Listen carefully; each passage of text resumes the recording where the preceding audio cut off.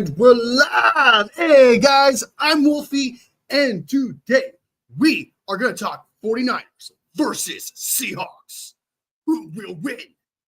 Such a big game. I'm excited for it. Will we sweep them, or will it be 1-for-1 against the Seattle Seahawks? And before I get started on this episode today, please hit that like button. It helps me out a lot. Helps other people see it. It really spreads the content, which I really appreciate. Thank you so much. It makes my 49ers heart go from here to here. Appreciate it. All right, guys. So what we're talk about today, of course, we're going to do the injury report because that is super important, especially with the 49ers this year. And then we're going to check out about the odds for the 49ers, see if we're going to get over and under on that. And then, of course, we're going to talk about the news of who's playing and who's not playing. And then what else we got? Look at Deommodore Lenoir's contract. See the details of that. And then we'll go ahead and watch Kyle Shanahan's presser today, the final one before the Seattle Seahawks. So let's go ahead and jump into that. But first, of course, brought to you by water.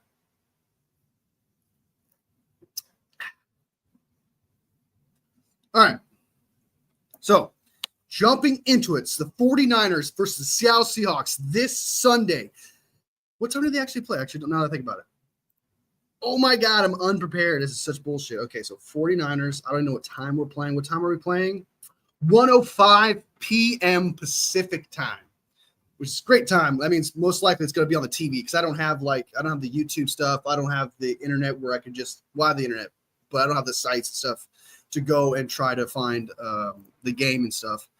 So I have to see if it's like on my TV. Most likely it is. Usually when it's a 105 game, usually it's on the TV, which is awesome because that means there's probably going to be a watch party because usually when the 49ers are on TV, I try to go live, so because people like it when I scream at the TV. So, all right. So the news, the big one for the Seattle Seahawks. The center, Connor Williams, if you have not heard, has retired. Stand face. That was actually a center that I wanted the 49ers to sign in the offseason, but it turns out he decided to retire. Some people speculated it was because of his knee issues because he's had some knee problems. However, apparently that's not the case. The Seattle Seahawks were going to move Connor Williams to guard because their other guard, Anthony Bradford, has been playing terrible. So they were going to move him over there, but they decided, but Connor Williams decided to retire. And he was like, nah, I'm out, I'm done. And there's been no reason to why he actually retired. I'm sure we'll find out in the future the exact reason, but as of right now, it's personal reason that he retired. And it's probably because he's going to be moved to guard, and he's probably not playing the same because he has been iffy, according to Seahawks reporters. So good luck to him. I'm glad that we didn't pick him up because actually I wanted us to get him, but he's retired. He's done. So they'll have another center come in, their second-year center, Olu Awatimi is their backup center, and he's going to take over that position, which means, by the way, which means that interior for the Seattle Seahawks is pretty vulnerable. So may Evan Anderson feast, may Malik Collins feast, may Kevin Givens is out, I'm pretty sure. And then who's the other guy that's in the middle? It's not Kevin Givens, Evan Anderson. Kalia Davis. There we go. I almost forgot everything. Papa J in the house. Good to see you. So they're going to go ahead and have Olu Watimi play center for in place of Connor Williams' retirement. Anthony Bradford, they'll keep playing him at right guard, even though he's terrible. So keep that in mind for Kalia Davis and Evan Anderson and Malik Collins. They should tear apart the inside if that's the case. They do have Abraham Lucas, who's a tackle. I'm struggling to speak right now. Their tackle, Abraham Lucas, who they signed in the offseason. He was on the PUP list at the start of the season. He is back. He will have his first start against the San Francisco 49ers, which honestly – he should play good because Leonard Floyd is not doing too well. Samo is probably our other best D-end. And then who's the other guy? And Beal Jr. All of the other guys not named Nick Bosa have not been shown up. And then speaking of Nick Bosa and why it's such a good time for Abraham Lucas to come back is because Bosa Bosa sometimes plays on the right side. Well, it turns out Bosa is dealing with a severe hip injury that he describes as the worst injury he's ever had to play through, which says a lot. Honestly, if that's the case, I think we should just sit him, even though this game is super important. So I know I'm conflicted. But if he's bad, like Nick Bosa is terrible and he's a liability, get him out there. But I could see why he's trying to push through just because this divisional game is so huge and so important. If we sweep them, winning the division is the number one priority for the 49ers right now. So, yeah, the line's going to be weird. The 49ers have some pass rushing issues. Okay, going against tackles who are not that bad. Their left tackle, Charles Cross, isn't that bad. And then their right tackle, Abraham Lucas, who's coming back from injury, who's actually not that bad of a right tackle. So the edge rushers might have a rough time, especially with Nick Bosa's injury, but the interior is a perfect opportunity for this D-line. This D-line is probably going to feast from the inside. So I also imagine some stunts maybe with Nick Bosa, even with his hip injuries. I don't know. We'll see. But, yeah, that interior for the Seahawks is terrible, and it's a great opportunity for the D tackles to show up in Malik Collins and Evan Anderson and Kalia Davis. So we're very thin we are extremely thin at D-line, more than we've ever been, I think. I foresee bad snaps by the center, Papa J. Without a doubt, man. I think so, too. I think you got to be like one or two for sure because if you don't have those reps, as we know, we talked about it like pretty much all year, especially with Ayuk situation, Trent situation, etc. We shouldn't be shocked if we see a few bad snaps here and there. So, and maybe a scoop and score for the 49ers. Both teams are dealing with injury issues. And then, of course, we're going to go ahead and jump into the injury report, go through each player, and just kind of assess the situation. So we'll go ahead and do that right now. But once again, this live is brought to you by water.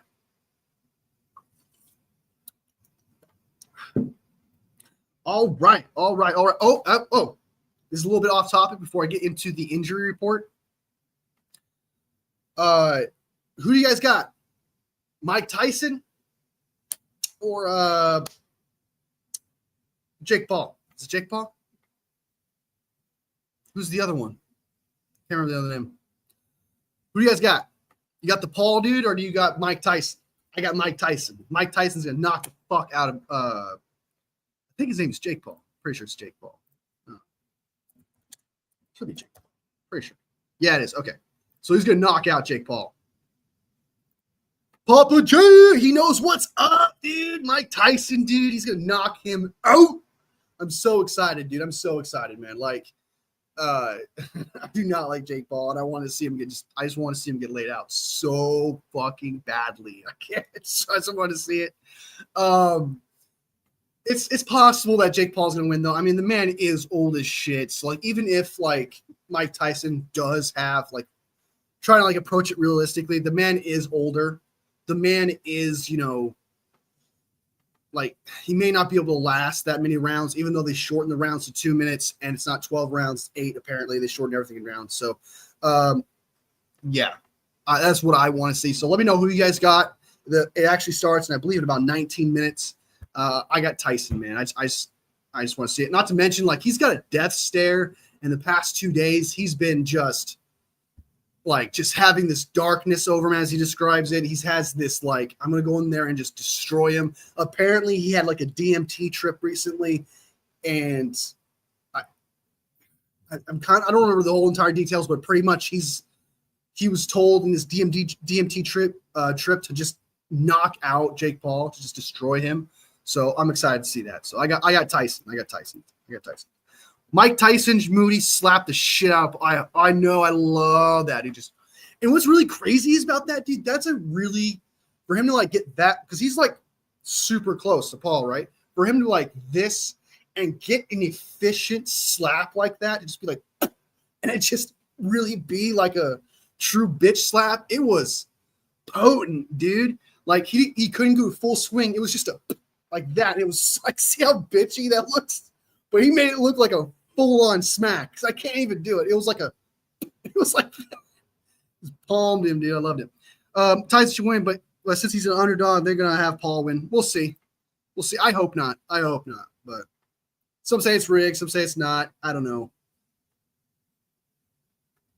But for the fun of it, and just to take away that whole aspect of it, for the fun of it, I just want to see Tyson get knockout Paul. That would be great. Thank you, Tyson. All right. Let's jump on back over to the Seahawks thing and 49ers versus Seahawks. Oh, and welcome Starks to the stream. Good to see you, man. Good to see you. Just lost on his foot, so he couldn't even get a full swing, just like you said. Yeah. It was just like an awkward like this, but it was like a full like face palm, and he got like the jaw too, man. He got that whole thing. All right, so let's go ahead and jump back over. The 49ers are 6.5 point favorites in this game. It's actually shocking. I'm not gonna lie to you. I know the Seahawks are last in their division. I know they got some injuries, but they do have DK Metcalf coming back. They're not like they're having some offensive line issues mainly going on. They got rid of their leading tackler as well, by the way. They released him, which I thought was interesting, for some corner named Josh Jobe. So I don't know what they're doing. I don't know what's going on over there. I don't know what they're doing over in Seattle. They're doing some weird switch-up stuff. I guess trying to do something different to possibly change, maybe to help the team on some level. I don't know, but they're doing some weird stuff over in Seattle. They have interior offensive line issues. Our pass rushers may have some problems. But yeah, the 49ers are 6.5 point favorites. Brock Purdy tends to do really well against the Seattle Seahawks. Kyle Shanahan in general knows how to scheme it up against the Seattle Seahawks, even though this is a new regime. Compared to last game, it pretty much tells me that nothing's changed. 49ers just own the Seattle Seahawks, which is awesome. So I remember a time when that wasn't the case. So I do appreciate that. But yeah, they're 6.5 point favorites. I don't think that's going to happen. I don't think we're going to win by a touchdown. I think it'd be a lot more like a field goal, maybe 6 points, but I don't know why 6.5 feels too rich, which is weird.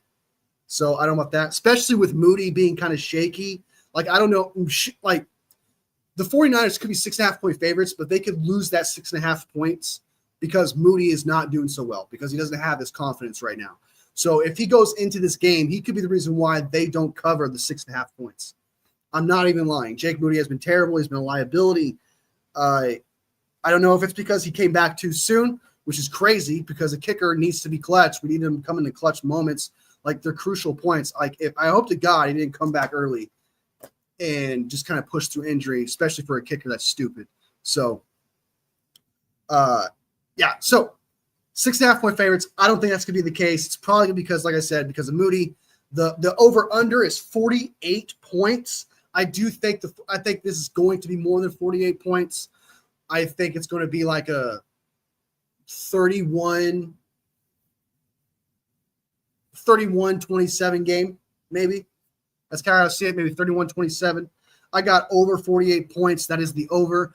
I don't understand money line because I don't bet. It's not my thing. But the money line is negative 300 on the 49ers. So do with that information what you will. I'm really concerned about Trent missing the Seahawks game. Jalen Moore is not good. That's exactly what we're about to jump into right now. We're about to jump into the injury report. That's what we're going to do. We just got done talking about the Seattle Seahawks and their issues right now. Now we're going to jump right into the injury report. And welcome to the house, one. Welcome to the house. Welcome. But yes, you are 110% correct that Jalen, I totally forgot about Jalen Moore. I'm not going to lie to you. I completely forgot about Jalen Moore. All right, so let's go ahead and jump into this injury report. I'll go ahead and bring it back up. King Mufasa in the house. Good to see you, man. Good to see you. Welcome back. Hope Bosa plays. He's expected to play, and he's expected to play through the hip injury that he describes as the worst injury he's ever had to play through. That's how he describes it. So when he plays, he's not going to be the same. So as long as he plays and he's not a liability, even though you could argue he's been sort of not that great prior to the injury, but yes, if it's really important that Bosa plays, because even if Bosa's like half, if it's like half of Bosa, I'm pretty sure half Bosa is better than Beal Jr. or what Leonard Floyd is doing right now. So yeah, Nick Bosa is super crucial, and this game is super important. right? Like, it's not a game that Bosa could just rest. It's an in-division game. So I was thinking, like, earlier, I was thinking to myself, okay, maybe he should rest. But then I realized just how important this game is. It's one of the most important games. Maybe he can rest after this because the Green Bay Packers and the Bills game, I'm not saying we're going to lose, but like since I look at it as we're underdogs in those games, like don't force the issue on that. If you just focus on the division and try not to, I don't know. I just don't want to play him.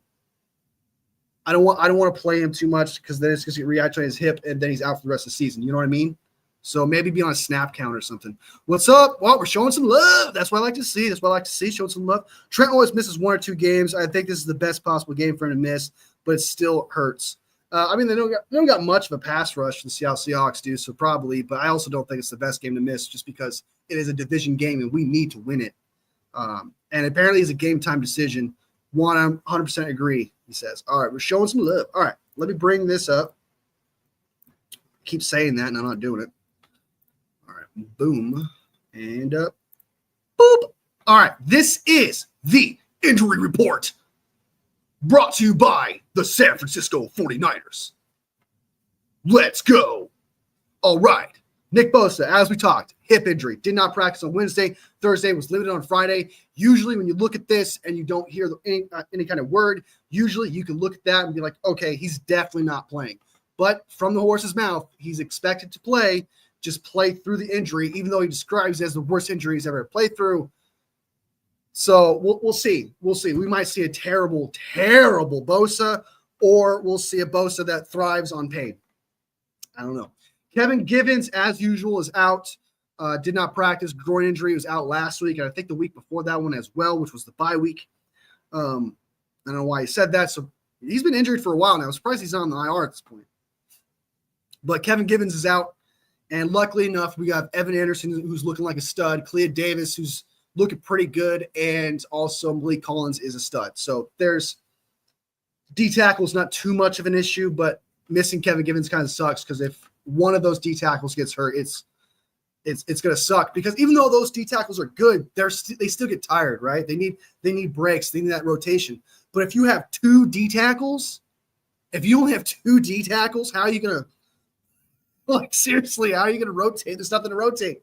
You're stuck in a 3-4 at that point if you want to rotate. George Kittle has a hamstring injury, did not practice, limited in both practices. If it's my guess, I haven't heard that he's not going to play. I just say he's questionable. If he's limited in practice Thursday and Friday, I do expect him to play just because of the severity of this game, it being a divisional game. We need to sweep the Seattle Seahawks, and we need to push the Seattle Seahawks further down in the division. That's what we need to do. It's how important this game is. It's super important. I'd much rather if it's like the Green Bay game or even a Bills game, I would much rather him miss that than this divisional game. Charvarius Ward obviously out with his daughter passing away, so of course he's out with that personal matter. Makes sense, 110%. Take the time he needs. Trent Williams dealing with an ankle injury. Usually it was like first it was arresting a player situation. And then obviously we just talked about it. Turns out it's actually a pretty serious ankle injury that actually might keep him from playing. However, I almost want him to kind of force the issue just because how important the game is. And like Juan said, Jalen Moore is not the answer, dude. Jalen Moore is not the guy, man. I do not know why Jalen Moore is even on this team. I don't know why the 49ers didn't address tackle more just because of how bad Jalen Moore is, dude. He's such a liability. Hopefully, we'll see, especially with their the pass rushers for the Seattle Seahawks is not that great, right? Maybe he might actually perform. This might be a great opportunity for Jalen. Now that I think about it, it might be a great time for Jalen Moore to step in because they don't have much of a pass rush. So he might be able to do good. At the same time, the importance of the game, having Trent Williams there to win this game is super important. So I'm kind of conflicted now that I think about it. So I'm scared, but at the same time, I can see if he misses it, it's okay because Jalen Moore is going up against lackluster pass rush. But at the same time, do I trust Jalen Moore to be good against lackluster, like barely even good pass rush? I don't know. So that's a tricky one. That's a tricky one. I want Trent to play, but I don't want him to re-aggravate his ankle, because if he does that, then he's probably going to be out for Green Bay, probably going to be out for the Bills and the rest of them. And we need them for the rest of the stretch, especially since we're competing with the Cardinals at this point, So this game is important. And if there's a high chance, I guess if I was told that there's a high chance of re-aggravating it, if I was a coach and I was told that there's a high chance of re-aggravation, I wouldn't play him. If I was told it's just like a simple ankle injury, low chance of aggravation, I'd probably play him then. It just depends, A couple responses here. Oh man, Moody's not on the list. That's funny. Mufasa, sorry, didn't mean that last emoji. The Seahawks retired like today, so big hit to the Seahawks. But he's had like a million high snaps, so I'm not sure that if it hurts that much. Yeah, we talked about that. He's out. They're replacing him with second-year center Olu Watimi. I can't pronounce it, but they replaced him there. Shout out to Kittle. He plays hurt like every single week and still manages to put up 50, 70+ yards and a touchdown.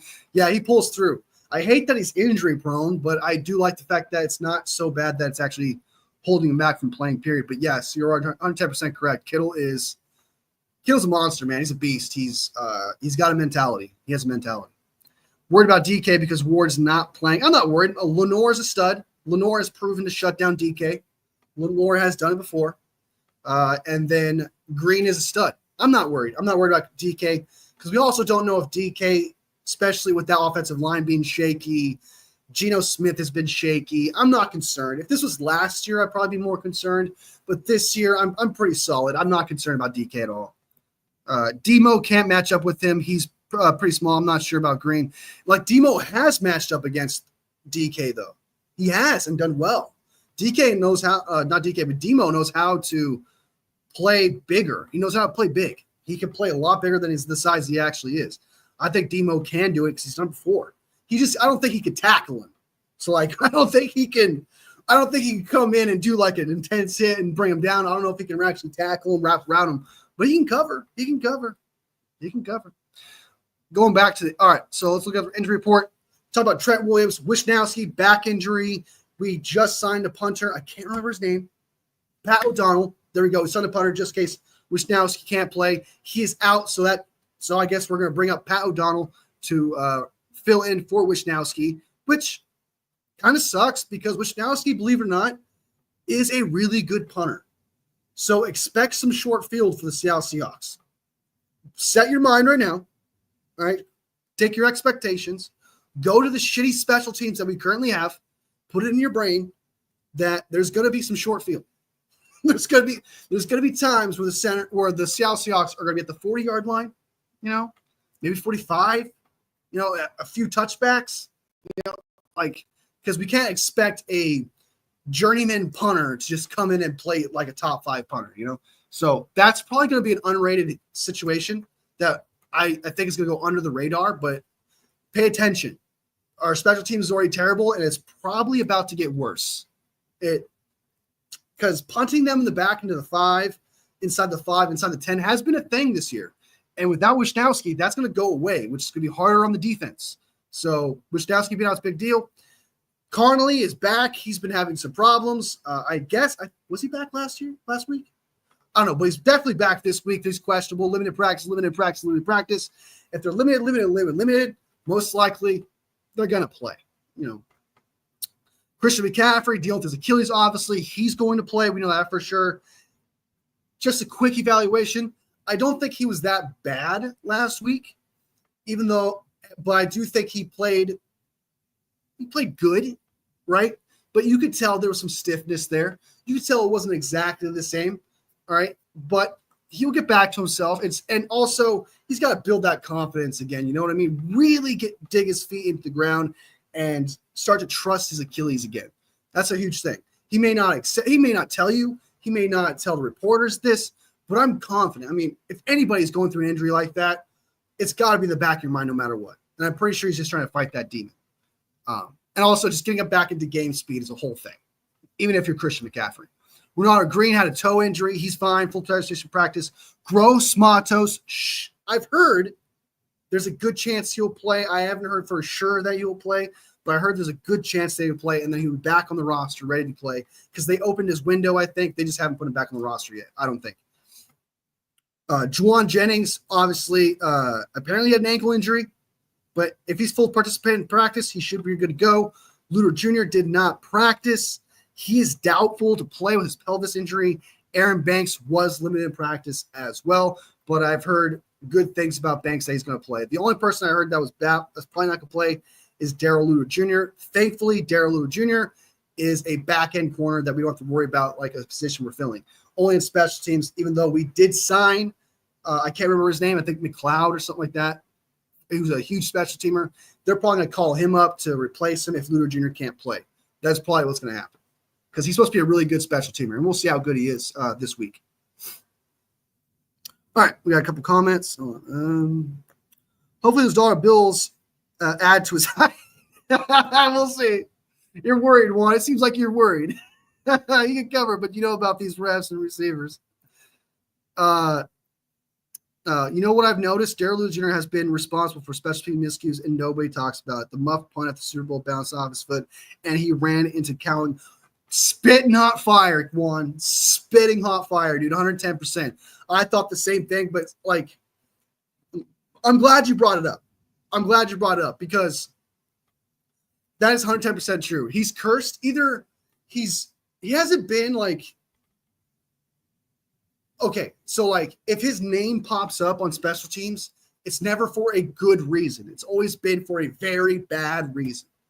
I do agree he's a terrible, probably the worst special teamer we've seen since Kyle Williams against the Giants in an NFC Championship game last year. Not last year. In like 2011, I think. But yeah, you're true. 110% true. Getting a new just getting him out of the rotation, him being hurt, him possibly not playing, could be huge for us. Because you're right, he's terrible. He's been a liability there. Even though I do believe in him as a corner, though. Him as a corner, I believe in him. He needs time. He's shown some promise. Obviously, he's on the back end of a bunch of other corners. Like I think Rocky Sin, is he still on the team? I don't think he is, but like Yadam, he's on the back end. He's on the back end of the depth chart for corners. But I do think at some point he's going to probably bust out. Maybe next year. I believe in Luter Jr. I think he can make it happen. Just non-special teams. Him and Ronnie Bell are the worst. Well, Ronnie Bell's terrible in general, but him and Ronnie Bell are just one and the same on special teams. They're terrible. At the Bucs game, I'm scared of the name McLeod, especially on the special teams. Luter Jr. was always wrong place on the special teams. Zero awareness. 110% true. No awareness at all, dude. No. He allows himself to get pushed. He doesn't know where the ball is at. He doesn't know where the kick returner is at. He's like solely focused on the man that's covering him that he's supposed to block, that he doesn't think about anything else. He can't do two things at once almost, which is bad for a corner, really, if you think about it. So, all right, let's go ahead and look at the rest of the injury report for the Seattle Seahawks. Noah Fant, their tight end, I don't want to say star tight end, but they're good tight end. It's not that bad. He is out for this game. Terrible. They're missing two tight ends? Two? Oh, my God, dude. Fred Warner, Devondre Campbell, dude. He's going to have a great game. Thank God. Oh, my God, is this a great opportunity? No Noah Fant, no backup tight end. They're out. That's huge. That is such a big deal. Oh, my God. All right, so Devondre Campbell should do good this game, theoretically, if he's going up against nobody tight ends like that. They have to rely on their third string or maybe even their second string tight end or second string to a fourth string tight end. You know what I mean? So that's huge. Our linebackers should pop off then, theoretically speaking here. Leonard Williams did not practice, limited. Sounds like he's going to play. Connor Williams obviously retired. Abraham Lucas, this is his first game back. He was out all offseason. He was on the PUP list. He should be back. He's not that bad of a right tackle. So, again, our pass rushers should have a rough time, especially with Nick Bosa dealing with that hip injury. So, their tackles should be great, but the interior is where the 49ers need to attack. The interior is just where the 49ers need to destroy, where Evan Anderson, I just said all these names. Evan Anderson, Kalia Davis, and Malik Collins should feast. Especially if Gross Matos come back. who can play outside and inside. He can play both positions, which is really good because we're very thin at D-line. So hopefully he can play. Hopefully he plays, though. He's got to play, though. He's got to play. All right. Boye Mafe. All right. Anyway, he should play. He's limited practice. He's good. Same thing, DK Metcalf. He's ready to go. Their DeAndre Jones. He's going to play, but he's nobody. Kobe Bryant, illness. If he has full participation practice on Friday, he's good to go. Jonathan Hankins, non-injury rest. Did not practice, but he's a full participant the next day. He should be good to go. And Jaron Reed, maybe not. I don't know. It just says limited in practice. Why is there no report here? What's going on here?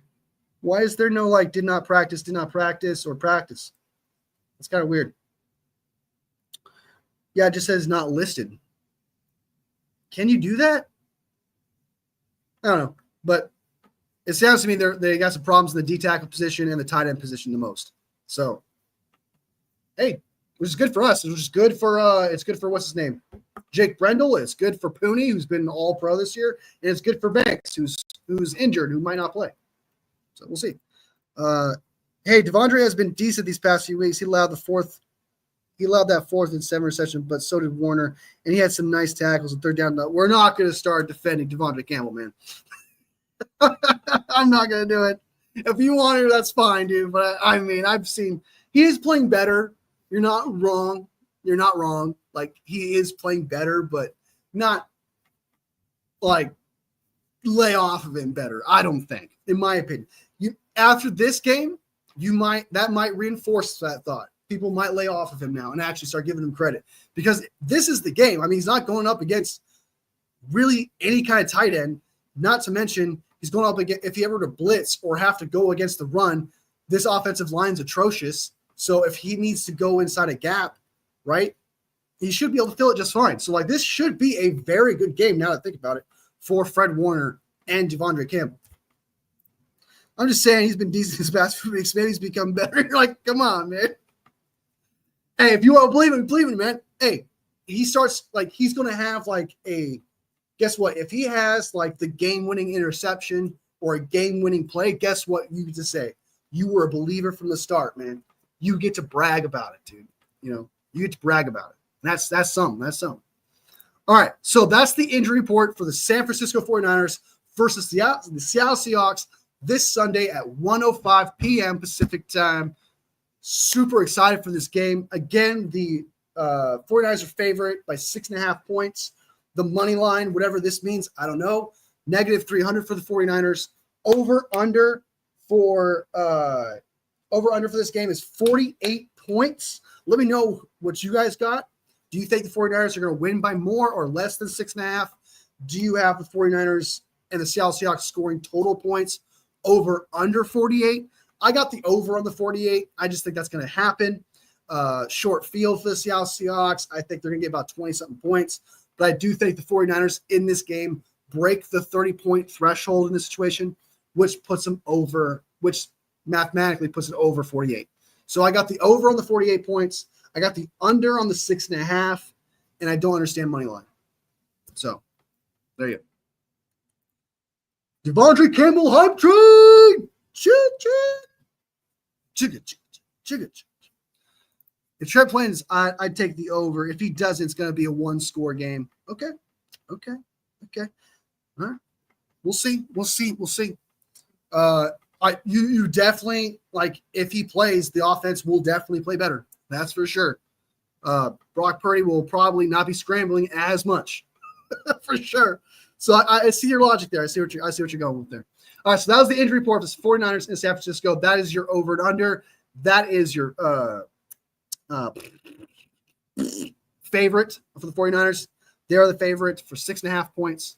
And that is all your news there. Gross Matos maybe back. He should be back, I heard. Banks should be fine. Bosa is expected to play through an injury that he describes as the worst injury he's ever had play through, so don't expect much from him. And then, of course, the Seattle Seahawks center retired, so they're going to have a backup center play. So the D-line should feast. So that is the Seattle Seahawks game. We'll talk more about it this Sunday. Poggy should be back from his bronchitis. because apparently he's got time for that. He had bronchitis. So, but he should be back this Sunday at 9 a.m. for the game start. We'll talk more about it. If there's more to talk about, we'll obviously hit those points. If you have more to say, more you think about, be sure to be there at 9 a.m. I love it. We usually try to get through all the comments because it's more about the conversation than it is the subjects in our lives. So if you have something you want to bring up, want to talk about, just go ahead and you just think about it later. Go ahead and bring it up at 9 a.m. at the Wolfie and Poggy show before all the games. We do predictions as well. 34-21 if Trent plays, 27-21 if he doesn't. I like that. I like that score. Over 6.5 and under 48. Oh shit. That means Papa J, you got like what, a 30-17 game? Is that what you got? A 30-17 game, something like that? I love it. That means we beat him by more than we did last time. So I'll take it. 34-21. I like that too. That makes sense to me. 27-21. Yeah, it could come down to a last minute drive for the Seattle Seahawks for sure. Let's go ahead and look at Diamador Lenoir's contract before we jump into the Kyle Shanahan's final presser. Before we jump into that, Papa J's got 28-17. Nice. 4 touchdowns. Sweet. They scored 2 touchdowns and a field goal. All right. I'm on board. All right, Diamador Lenoir's. Why is that a tongue twister for me? Diamador Lenoir's contract. All right. Okay. Where's it at? Oh, that's right. I have it over here. Bring it up right now. 1 second. Trying to find it. All right. Is it up? All right, it's up. Okay, so this is Diamador Lenoir's contract that he signed. I have not looked at this, as this is brand spanking new to me, so all my reaction is just fresh. It's fresh. All right. So this year doesn't count because he's signing it for the extension of next year. So this is his cap hit regardless. Well, sorry, I take that back because he signed it and the guaranteed money attaches to it now. And then ignore what I just said. Purdy, 2 to 3 touchdowns, 250 yards, 0 interceptions. I will say that too. I got 4 touchdowns, a field goal, definitely 250 plus yards. I will say 0 interceptions as well. I'm going to say 4 tutties. I think he's going to throw 4 touchdowns. I think this is going to be a Brock Purdy game. Call me crazy. I got 4 touchdowns, 0 interceptions, 300 plus yards, a field goal, 4 touchdowns. Then maybe like a rushing touchdown in there. So we'll probably win like what? From what I'm calculating, 38-20 something. I truly think the 49ers are going to crack 30. I truly think that. So pretty damn good. I know it's ambitious. It truly is. Like that's truly saying a lot. Like, oh my God, he must truly believe. I don't know. Brock Purdy does really well against the Seattle Seahawks. He does. And so I just think that with Pearsall getting more time, with Christian McCaffrey coming back and Mason and Garendo being mixed in, going up in their mix, Kittle, even though he's questionable, like you said, he usually always performs, always goes out there and at least plays. He never plays like less than a mid tight end. So you're at least getting something out of Kittle when he's out there. Pearsall's got a connection with Purdy. That's growing. Cowling's going to start getting more reps.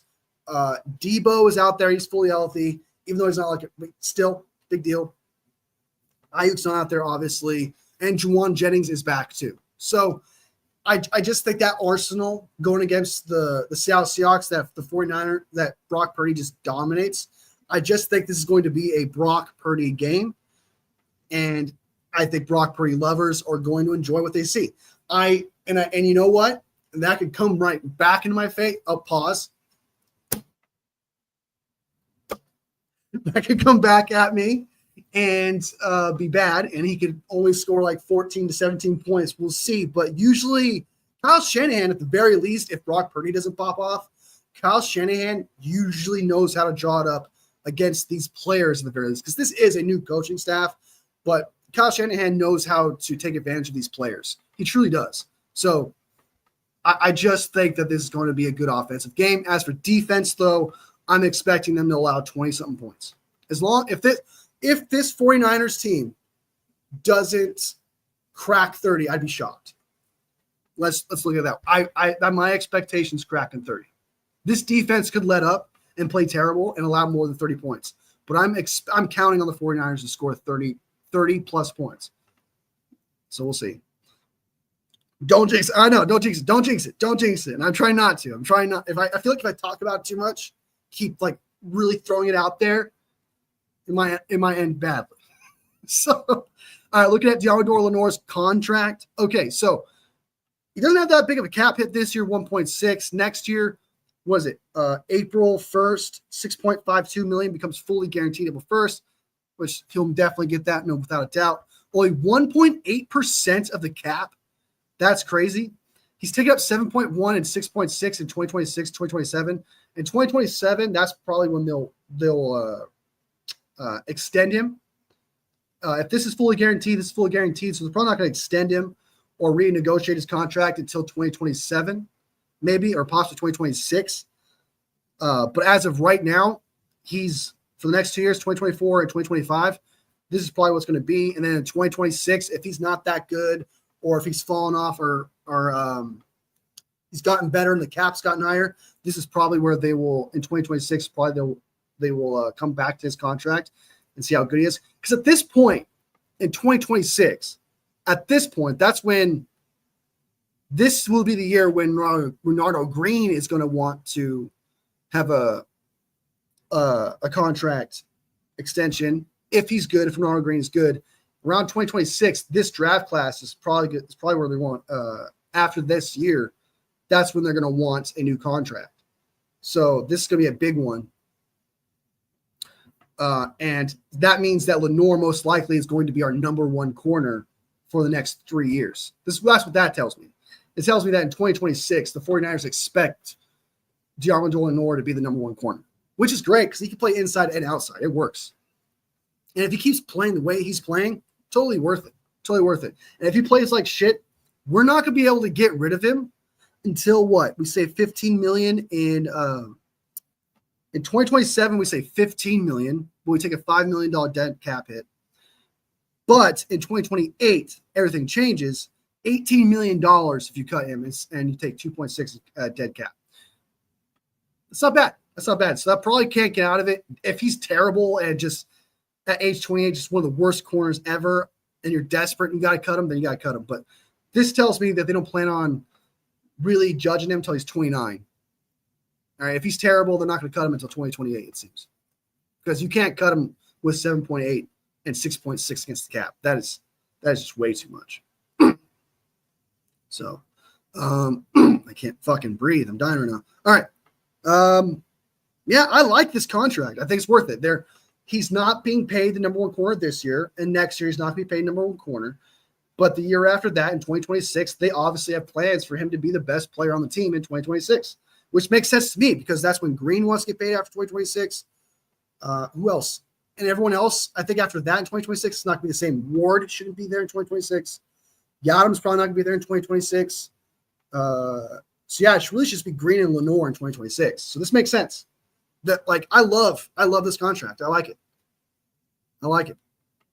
And also he's only paid $18.4 million, I think, a year, something like that. I think that's what it was, which makes him the 12th highest corner. So with how good he is, practically almost, I wouldn't say he is an all-pro, but he's definitely playing good enough to be somewhat almost like the second team all-pro for sure, somewhere around there. But if he can continue to get better from here, I love it. 12th best corner. Sign him now, especially next year when the number goes up. Numbers tend to go up for positions in the offseason. So the 49ers doing this, paying Lenoir this early is incredibly shocking. And I'm not the only one that thinks that way. There's a lot of 49ers fans who are like, holy shit, we're actually signing people mid-season, we're extending people like that. What? That's totally out of character. Right? It's totally out of character. And they figured it out. They figured out that, hey, guess what? If we pay people in the middle of the season, extend them in the middle of the season, and in the off season where numbers go up, it's best to do it now. Honestly, they should do that with Banks. And who else? Banks. That's it, because Rufundo's gone, let's be real. And then we got to wait for Greenlaw to get back. So I will be excited if there's a contract extension with Banks in the middle of the season. So I'd be excited. I think that's the next thing, especially since Banks is not going to ask for a lot of money. Well, shouldn't ask for a lot of money because he's not that good. But I still think he is a starting guard in the league, just back end, which is worth keeping around, especially in this league where a lot of teams really need offensive linemen, especially in this division. The division's terrible.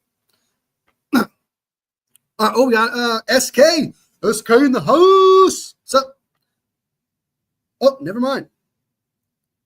Oh, he's a bot. That's such a funny comment, though. I didn't see that coming at all. All right, okay, let's see what we got. A couple comments on this, sorry. Purdy's ambitious. Don't jinx it. Do you think Nick Sorensen has been performing better? Yes. Sneakily. Last game, he actually played a lot better. The only reason why it looked bad was because the special teams was terrible. The missed field goals allowed short fields and extra drives. And then there's that. There wasn't a muff punt. Was there a muff punt?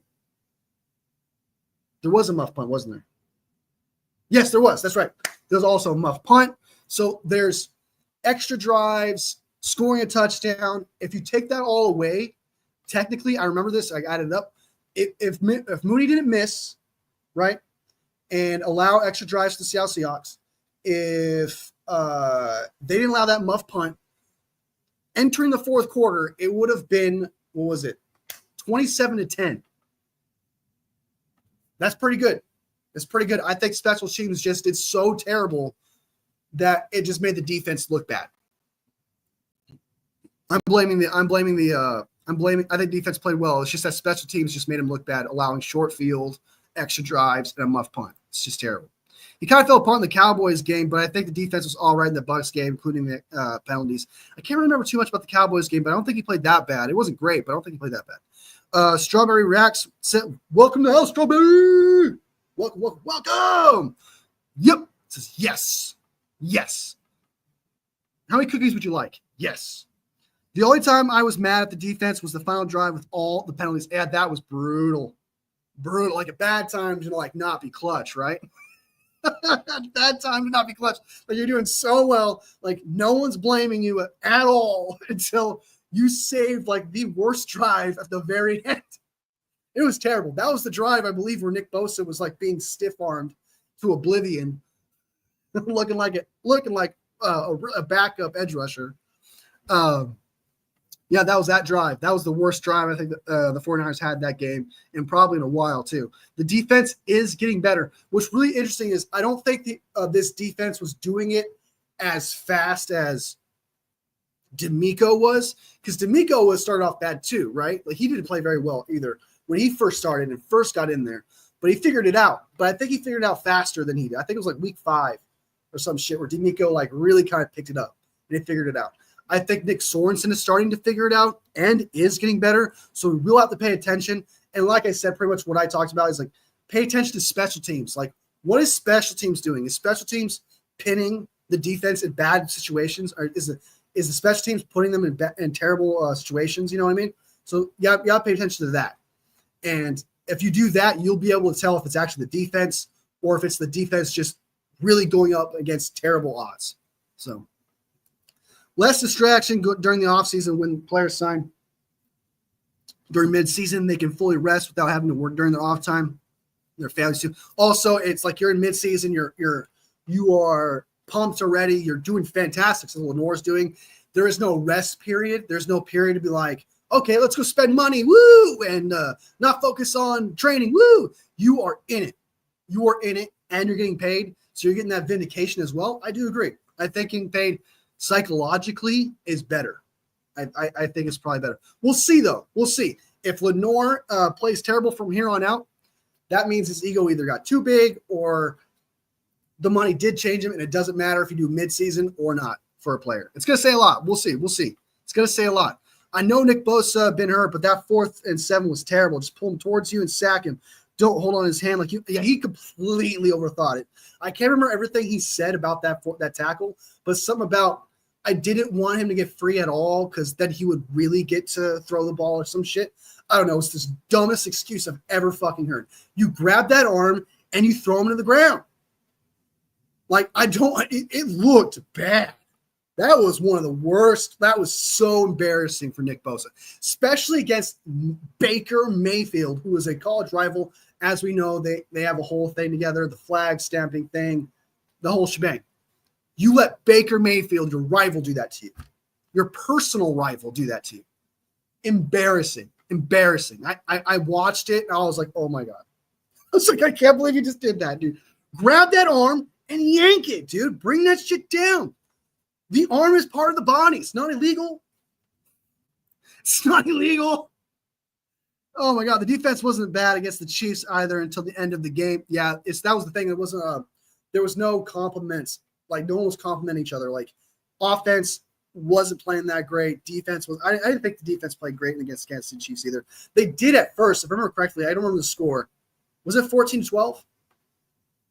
I think it was like the half. It wasn't that bad. But then in the second half, they completely fell apart in the fourth quarter. Like you said, they fell apart in the fourth quarter. Bosa thought he could push him out of bounds and thought that he could escape if he tried to tackle.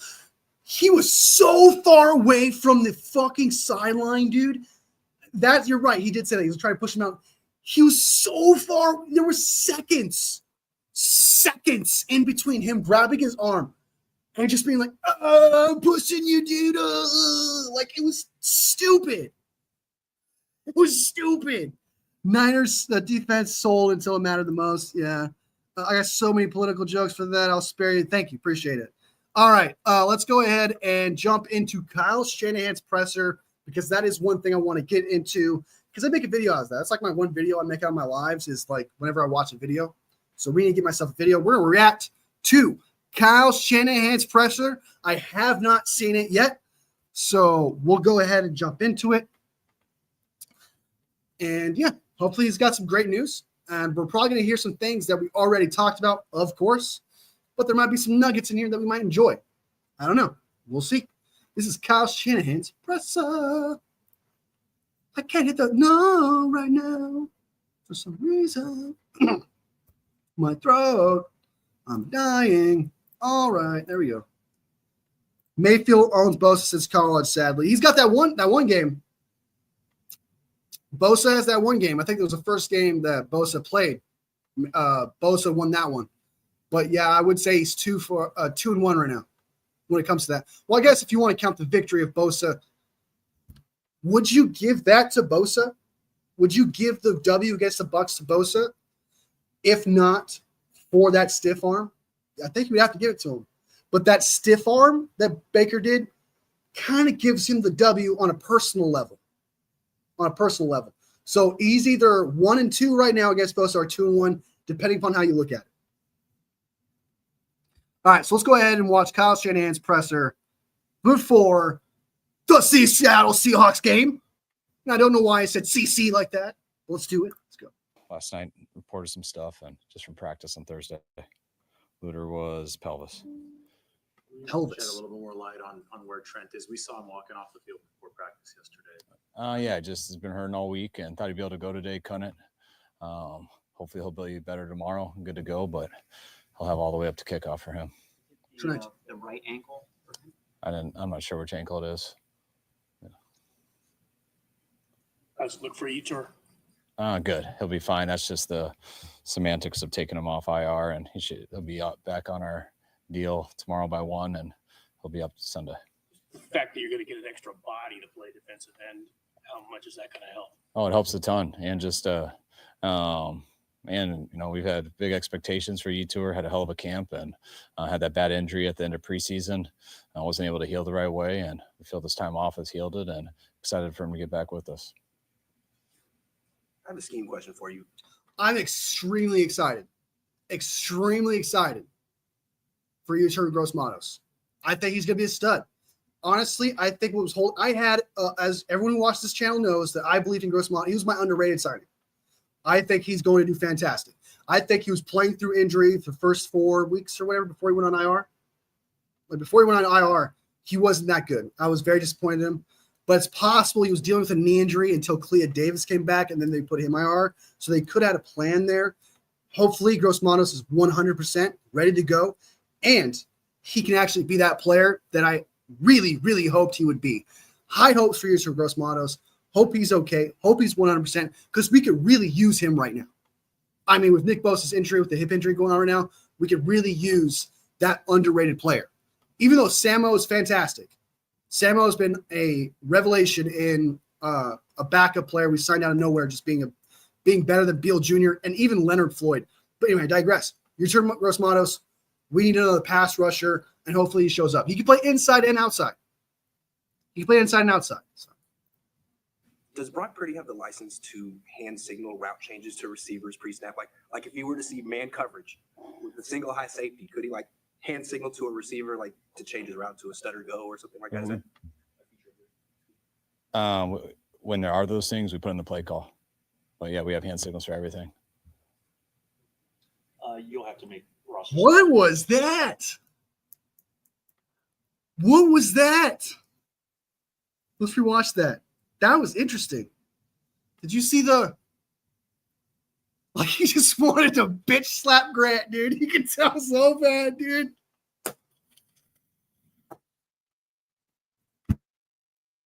All right, let's rewatch that. That was fucking funny. What the fuck was that, dude? He just wants to murder Grant so bad, dude. And how much is that going to help? Oh, it helps a ton. And just I'll put my ear against we've the had here. big expectations for Tour. Had a hell of a camp and had that bad injury at the end of preseason. I wasn't able to heal the right way, and we feel this time off has healed it, and excited for him to get back with us. I have a scheme question for you. Does Brock Purdy have the license to hand signal route changes to receivers pre-snap? Like if he were to see man coverage with a single high safety. Right there, you can see like this fucking guy.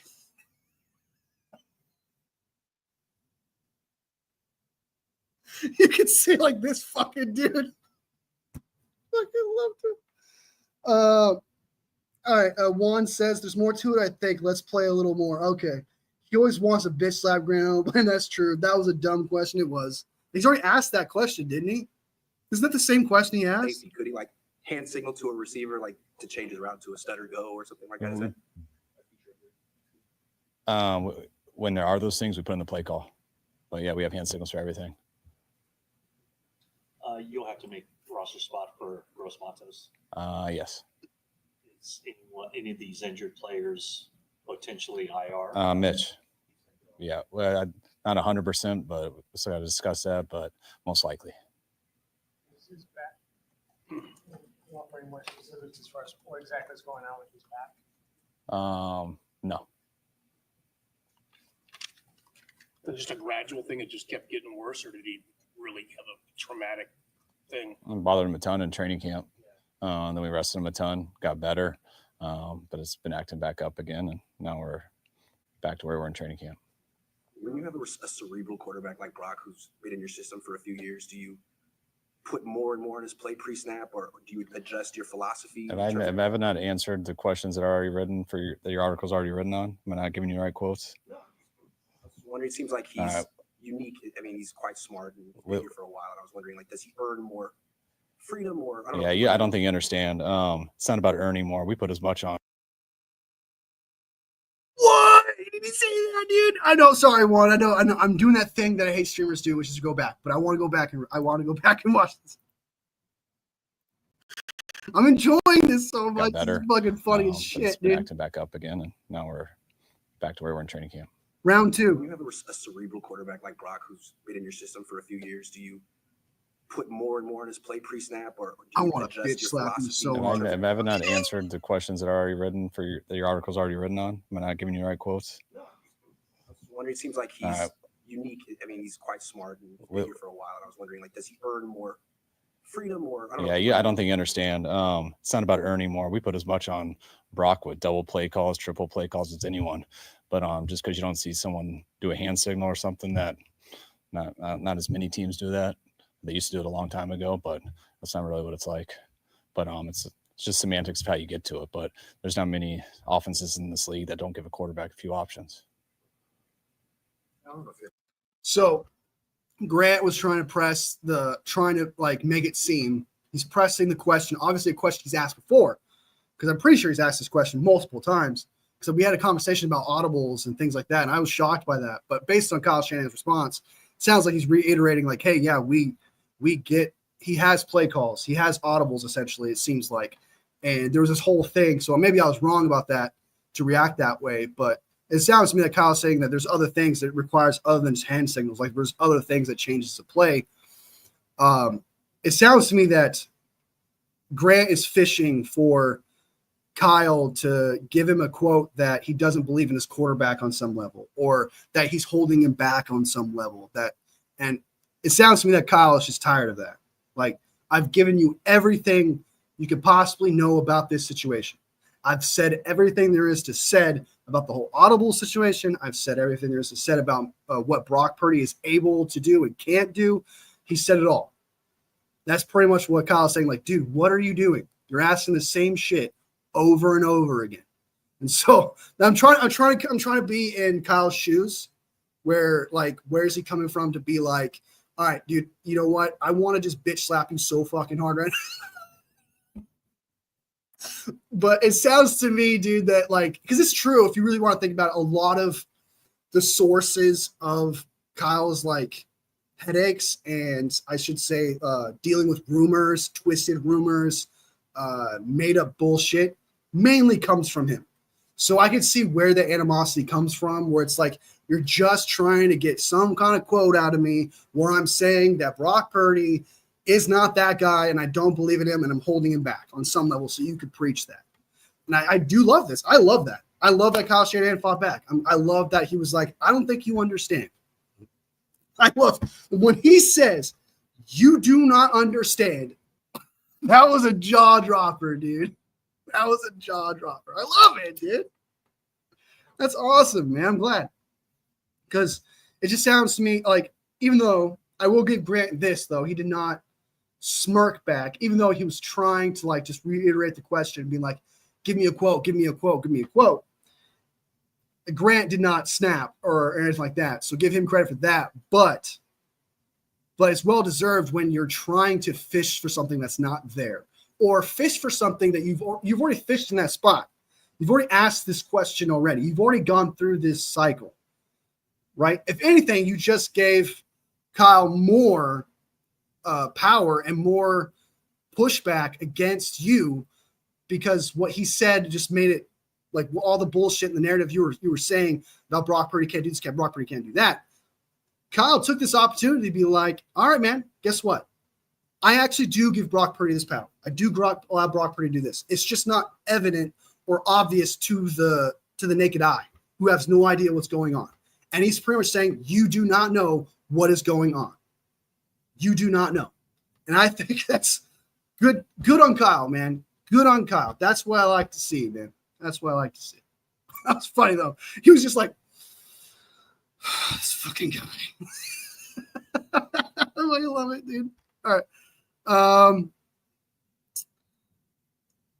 Papa J's back. Slam. Okay, we got a few comments. So let me get back to it. He always wants to bitch slap Grant. I don't want to blame him. There's more to it than I think. Let's play it. Screw Grant Cohn says Q. Waxito, welcome to the stream. Good to see you. You always tell Kyle doesn't take Grant seriously as a report. No, he doesn't. He's just like, dude, seriously. Oh, shit, it was funny. Fuck. Slam, zing, what up, Strawberry? Selling some love. Grant thinks Kyle doesn't trust Purdy and doesn't give him enough freedom, so he's asking questions so they fit his narrative. Exactly. He's trying to push it. And it's just like, yeah, I liked his response. His response was fantastic. He had a great response. It actually made sense. And if anything, it kind of took back what I said about audibles not too long ago, where I criticized too, where it sounds like they wasn't. And believe it or not, the source of that audible rumor was Grant Cohn. He's the one that pushed it, and I fell for it. It sounds to me. It sounds to me I fell for it because I was concerned about that too. But based on how Kyle said it here, that makes more sense. That makes more sense. So I guess I made a video that I don't stand by anymore. All right. I'm surprised that Kyle reads Grant's articles. Well, it's more like the articles are brought to him, right? So the Audibles thing, for example, he's going to hear about that because other people are running with it and they're coming to him about it. Hey, what about these Audibles? Hey, what about this? What's going on with this? So he's going to know who the source is of that situation. So it's more like all the rumors and the bad shit that happens that he has to answer for that are twisted bullshit usually comes from him. And he's going to know the source of that. Most people read Grant's articles, even I do. He takes art kind of funny sometimes. Just because Purdy doesn't call audibles or do any hand motion doesn't mean he's not being held prisoner. I mean, he isn't wrong. If you aren't inside the building, you don't know. And Grant likes to make shit up and pretend like he knows everything. Yeah, sure. Spitting hot fire, guys. Spitting hot fire. All right, let's get through this. Let's get through this press conference. The time to think about this much at all, but with Pearsall, like just how far he's come from what happened to already being, a pretty heavy contributor and playing a lot of snaps. So just what has it been like to observe that? I'm sure you probably haven't seen anything like that in your career. What has that been like? $1 billion company, $1 billion organization. Shit ass mics, dude. It's just been impressive. He's been impressive. I mean, since he's gone here, I mean, he had such a setback with the injuries he had from OTAs to training camp. And then right when he was good, really got his first week of practice, which was only 3 days. Then he got shot, which is as crazy as anything. And then he got back. We needed him pretty fast, especially losing BA at that same time. And now being 3 weeks into it, I feel like he's finally where he would have been if he would have been ready for week 1 if he had practiced all training camp. So he's in a real good spot, but I think he'll continue to get better. And he's been a stud. He's always the same guy. He's been through as much as anyone the time we've known him. And he's been the same guy every day. So just really impressive person. And I think we're all seeing the impressive football player also. Yeah. That time when he was working his way back, what was he like? What that day to day has to change? What was just kind of his daily approach? Just always positive. Like he never seemed down about it, never seemed depressed about it, and had every right to. I mean, that was a pretty traumatic experience, which I'm sure he had to work through in a lot of ways on his own. But just he's a very likable guy. Every part of our team, the wideouts to the defense, to every type of person. I mean, he's a very positive, upbeat guy, and the stuff he went through didn't change him at all, which is as impressive as anything. Talked the other day about Osta, the way he closed that game. And then he told us this week that was one of the hardest games he'd ever had to get through in terms of injury. Did he have a real light week this week because of that? Yeah, real light week. I think it acted up on him more through the game than he thought it would. And I think it was really bothering him as the game went for all 4 quarters. And for him to tough it out and finish it, he almost made that unbelievable play on 4th down. Then Baker made an even more unbelievable play. But then later in that drive, he had some big ones, had a huge stop. I believe it was 2nd and goal on a run play where he came back under and just battled through. And hopefully with the rest, I'll feel a little better this week. That's fine. Someone jokingly noted George Kittle's transformation from his rookie year as far as more Hollywood. So if George Kittle, I know I'll let you go, but if not George Kittle, but if Nick Bosa was playing in that game with severe hip injury, that was coming off the bye. Right? So he's probably going to have, theoretically, if he had a 2-week break off, right, and he re-aggravated his hip injury to the point where it was one of the worst injuries he had to play through, even if he had this week off, I can kind of count on that injury really holding him back. And it might be worse. But, in terms of his drive and work ethic, has anything changed? No, not at all. I used to joke because his first year, you just didn't hear him talk much. Okay, that's better. That's better. Bob Strawberry says no. He injured in practice. That makes sense. That makes sense. Okay, I was gonna say that's bad. That's a bad sign. Socks were as boring as could be. He had no wristbands, less tattoos, shorter hair. Just seemed like a normal guy who was a hell of a football player. And then I think his personality came out a lot more, which I'm sure anybody who knows him would say that personality has always been there. But sometimes I think he's a typical football player who comes in and is quiet and just does his job. And if I ever asked George, I used to call George all the time in his rookie year and ask him like how his ankle was feeling or something like that. And I couldn't even have a conversation with him, be like, yes, sir, it's perfect. I'm fine. No, I don't feel anything. And then I would watch him limp out of my office. So he was just very how people say you're supposed to be to a coach. And I think as he got a little more comfortable, you saw his personality, but that's why I don't mean any negative by Hollywood. I don't think I say the word Hollywood. That's you guys throwing stuff in there and tricking me. But no, I think he's just more social and outgoing. But George he's been raised that way. He's all about work ethic. I mean, he's a psycho in terms of his preparation, how consistent he is, and that hasn't changed a bit. And that's why he's had an unbelievable career and still has a lot more in front of him. 110% could see that. Just like Juan, I think it was Juan said, I don't remember who said it, it was Strawberry Reacts. One of you guys said it, but yeah, Kittle's a tough guy, man. He will play through an injury, man. Even if it was Juan, that's right. Like he'll still get 50, 70 yards, a touchdown with an ankle injury, hamstring, whatever it is, he'll play through it. So it's no shock at all that he's like, no, I'm fine, sir. I'm good, sir. I'm fine. And then just limp out of his office. That would be very George Kittle. That was funny. That was funny. What was Warner mentioned recently? Like he kind of sets the standard as far as playing hurt, which is, there's a lot of coming from those guys. I guess.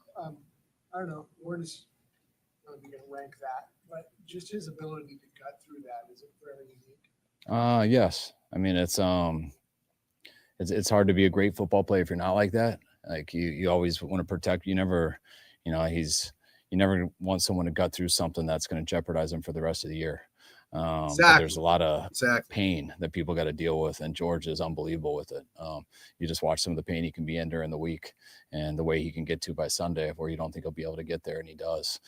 He can handle a lot in that aspect, and it's been extremely impressive when you have your better players act that way.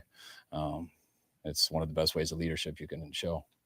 After the Buccaneers game, I mean, you have to like paint at that point, right? Early on, and that he had to remind himself to rip it and just let go of the ball. He said similar things at various points this season. Are you seeing that it's not coming out as automatically as it did in years past, and that he's had to sort of remind himself just to play instinctively? Yeah, he does seem a little cautious. I think I think it's tough when the guy gets up there, you miss a couple throws, and then everyone asks why, and you got to give some answer. Got to get. I had a few bad play calls. Why? Had to get in a better rhythm, do better. I think you just say some stuff like that, but it's.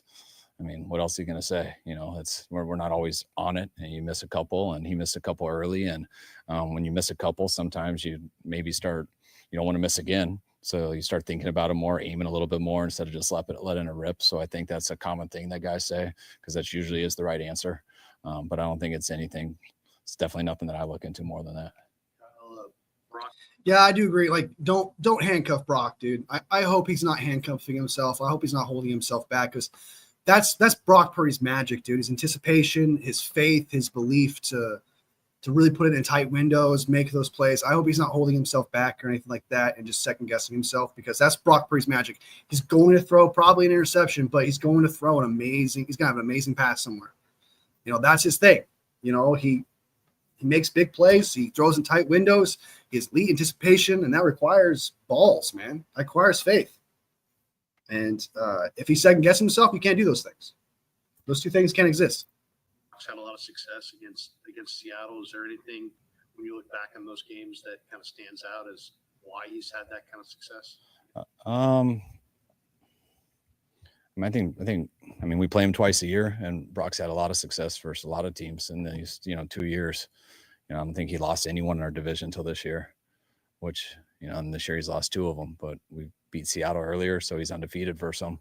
I mean, Brock's had in his 7 games his rookie year, I think. I mean, he didn't lose a game, and his numbers were unbelievable. And his last year playing the whole year, he lost 4 games and none in the division, and had some real impressive stats. And he's been doing a good job this year. So I don't think it's any coincidence of Seattle. I just think Brock's been playing at a pretty high level. Just something about blue, man. Something about blue. Retired. Can you speak on, I guess, the importance of consistency and having somebody reliable there week after week like you have with Jake? It's huge. I mean, it's huge at center. It's huge at every position. The line, it's so big because, him and the quarterback are the only two guys who touch the ball every play. O-line out anything, it's five guys moving together, which I always compare a little bit, more to those guys moving together to a D-line, which they do move together, but it's just slightly different. But all positions are like that. But when you miss a center, it's always hard for the quarterback, and then it's hard for the rest of the line because they make so many calls. I mean, they're the second quarterback out there. So it all depends on your backup, though, and how comfortable you are with them. I don't know. You said this, I tuned out for a couple seconds. Is Mitch, does he need any kind of procedure on his back? I don't think so. He did. He had it. It was Monday or Tuesday. It seems like you guys have discovered a pretty. How is Mitch Wisnowski hurt? How did he hurt himself? Like, don't like. Did he do push-ups one day and his back started to hurt? Did he party too hard? Do you not stretch right? Like, I understand your back's important when you punt, but I didn't think it would.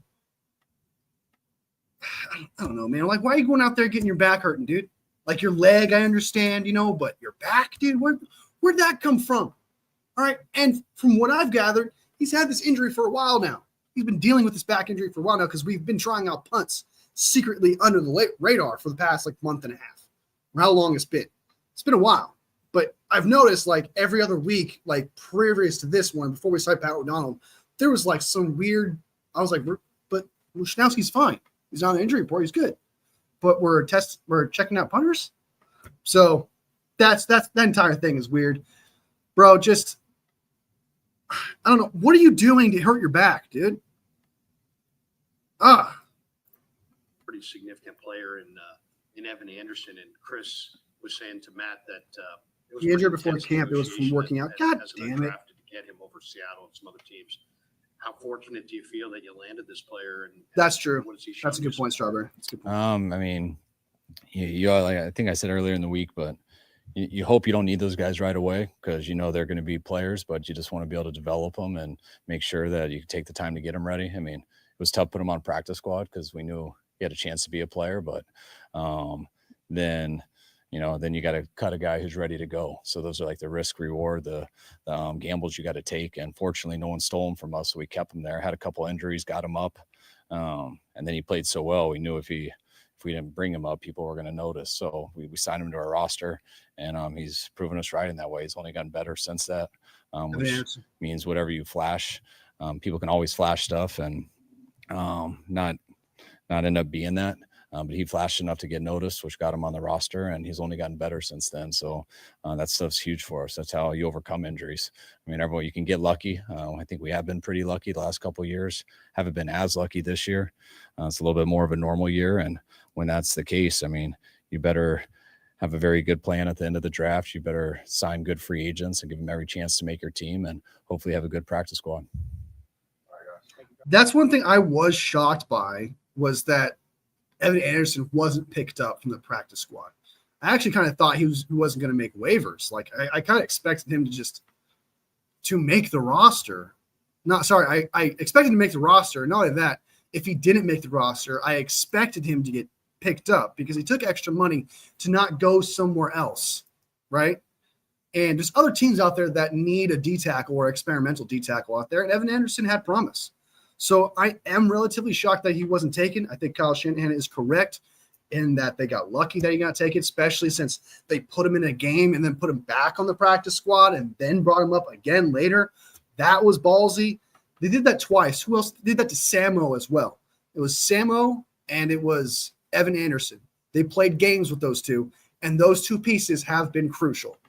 So we got lucky there for both those players because Leonard Floyd, it's not doing it. And neither is Leonard Beal Jr. All right. Thanks, guys.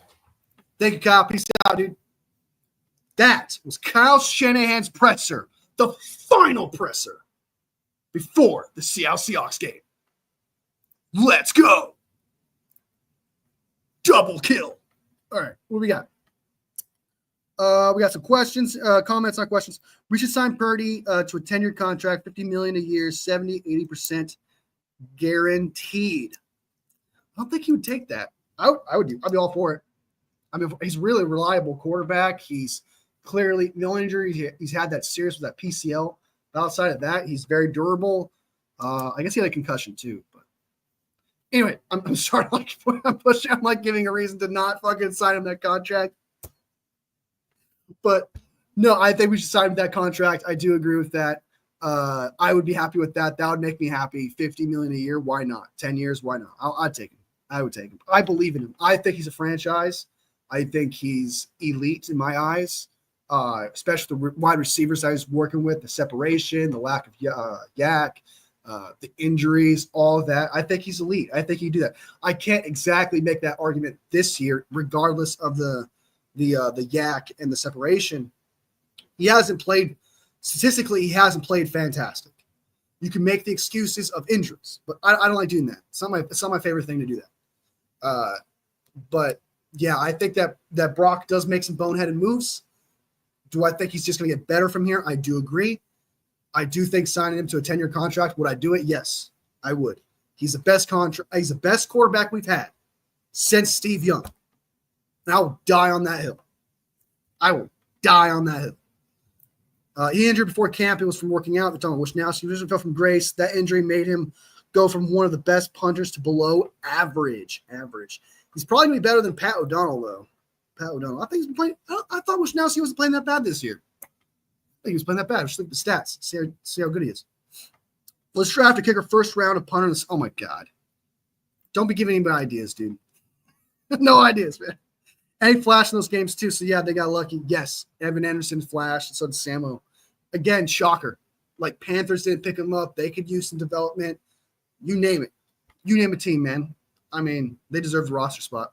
We need a longer snapper, too, next year. It's looking like it. Taylor Paper isn't that bad, though. Yeah, but he's talking about how they're he's talking about the duel between Debo and Pepper. That's funny. Yeah. Fucking Debo's going to get this long snapper kicked out. I can see that, dude. All right, so that's the show, guys. It was fantastic. Thank you guys so much for joining.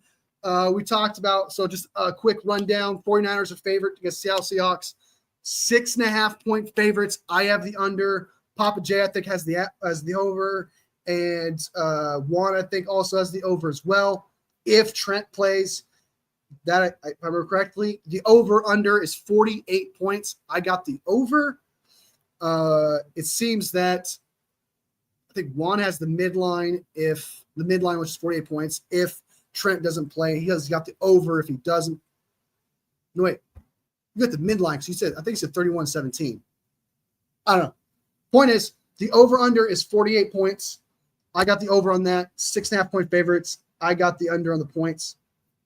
If you care about money line, it's -300. If you care, I don't know how that works. I don't gamble, so I don't know how it works. But Gross Mono should be back to play, which is fantastic because Bosa's hurt.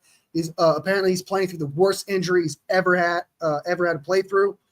And I was just informed, I can remember, it was Strawberry. Someone told me you heard it through practice, wasn't something that was later through bye week, which is fantastic.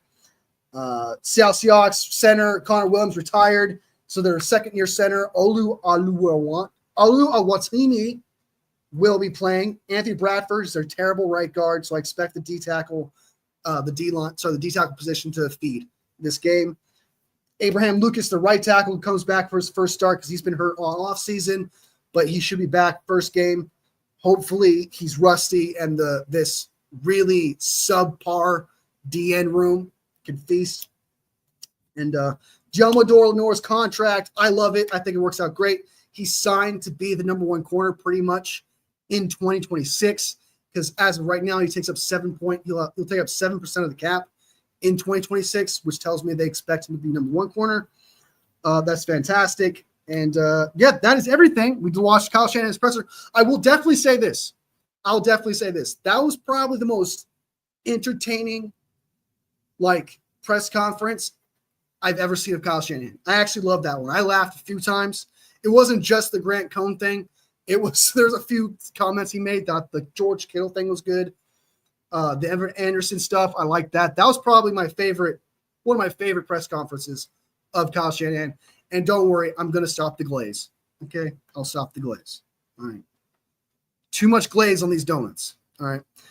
Debo may be gone next year, possibly after June 1st. But then again, I believe that is a huge cap hit. I think it's still like $10 million in dead money. I think because we just extended him this year. So I don't think so. He would have to play terrible, I think. I said midline, 21-7 midline if he doesn't play, got it. Over if he does, got it. All right. Thank you so much, Juan, for joining the live, dude. You're awesome. Thank you, bro. You're cool. Strawberry Reacts. Clutch. Came in the clutch, came around the 40-minute mark. Good to see you, man. As always, coming in with the facts. Papa J, OG in the house. Good to see you, man. I got to remember to make you a mod. I keep fucking forgetting that. I can't do it in the stream. I'm going to do it right now. I'm going to try to figure it out. If I'll make you a mod somehow, I'll try to figure it out. I'll do it. That's the first thing I'm doing right after this live.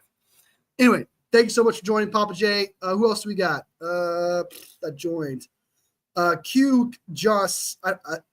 Yeah, thank you for joining, man. I'm going to butcher the shit out of that name. SK, you said something weird. Who else was here? There was someone else. King Mufasa. Thank you so much. Oh my God, there was someone else. I swear to God, there wasn't. Oh, Starks. That's right. You guys are awesome. To everyone who watches this shit later, yo. If you haven't subbed, sub away, dude. Sub away, man. Sub. God. But if you don't want to sub, that's fine. But like the live.